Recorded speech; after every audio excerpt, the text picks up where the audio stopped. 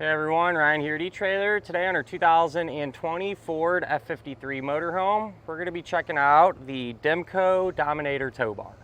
A tow bar is going to be one of the 5 main parts that you're going to need to flat tow your vehicle down the road. The other 4 will be your base plate, your safety cables, your tow bar wiring, and your supplemental braking system.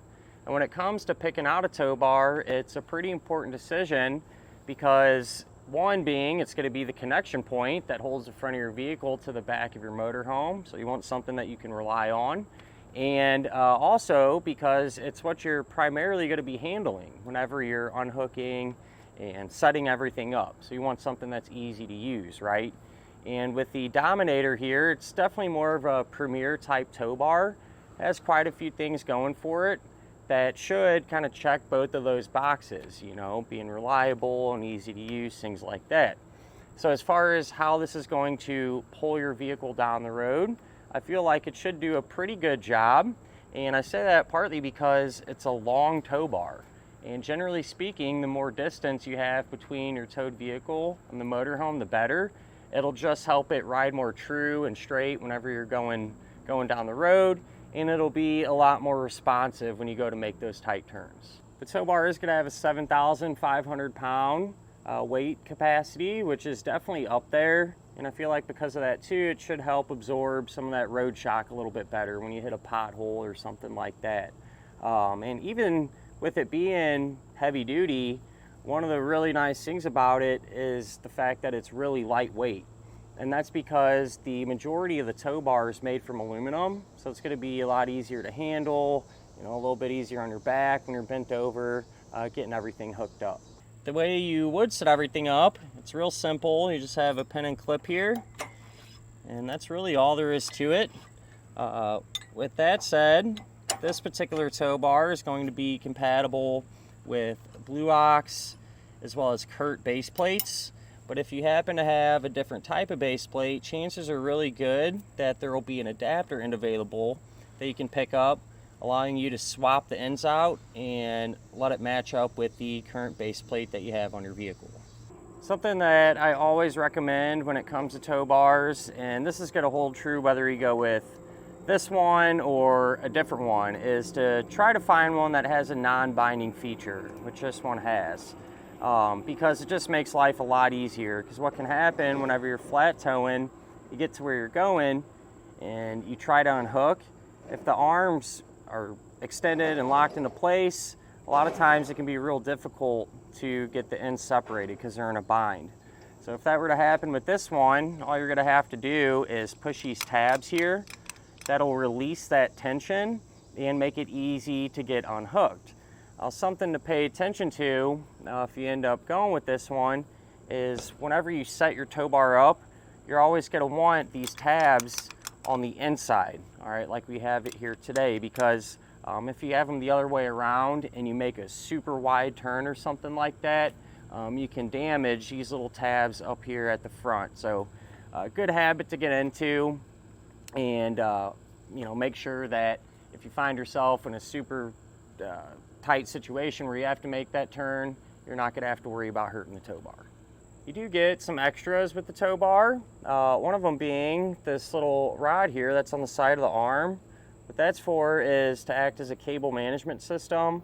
So you can see we got our electrical cable kind of sitting on that rod. That way it'll be up off the ground and looks a little bit better too, kind of a cleaner appearance. So if you end up going with a tow bar that has this type of system, make sure that you get the coiled type electrical cable. That way you can properly utilize it.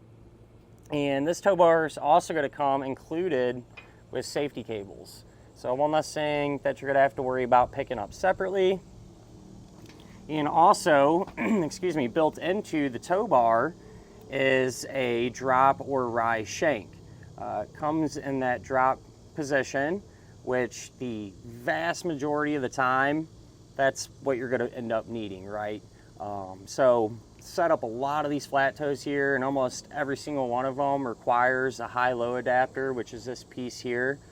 And a lot of times by using, you know, the one that's built into the tow bar, you could potentially not have to worry about using an additional high-low adapter at all if needed. So a lot of times that'll solve that problem. In our case, we're also using a high-low adapter because by using this and with our tow bar, it sets it perfectly where we want it. Tow bar is exactly level. So let's say if we didn't have this built-in drop here, we'd have to get a whole new high-low adapter to correct that issue. And this is one that our neighbor here today already had, so saved a little energy for sure. But something to think about though, if you end up needing an additional high-low adapter, you may have to get some safety cable extensions because with that extra length there, ours fell a little bit short, you know, and to be on the safe side, I use these extensions just to give us a little more slack in the cables. To compare this tow bar to some of the other ones out there, Etrailer makes some that are very similar, that are more of a economical option. So if that's what you're looking for, you can always check those out. And then Roadmaster makes a tow bar called the Nighthawk. That's also made pretty much from all aluminum, more of a premier type tow bar for sure. And kind of in the same category as this one. Honestly, if I'm being honest, I kind of prefer the Nighthawk over this. I just like the feel of it better, and the looks of it too, which I think is important. So got a bunch of them to choose from, and they're all nice and they'll definitely get the job done. You can stow the tow bar on the back of your coach, either temporarily or permanently if you want to. And there's several different ways you can do it. You can take both arms and put them on either side. Or if it were me and I was getting ready, you know, maybe just hanging out for a few days or something, you can store it like this too. I feel like it's just a little bit easier when you go to hook everything back up.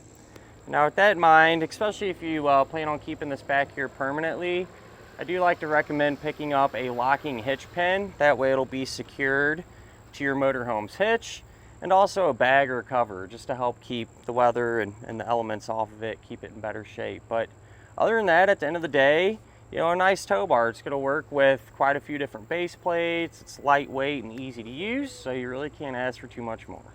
And that'll finish up our look at of the Demco Dominator tow bar on our 2020 Ford F53 motorhome.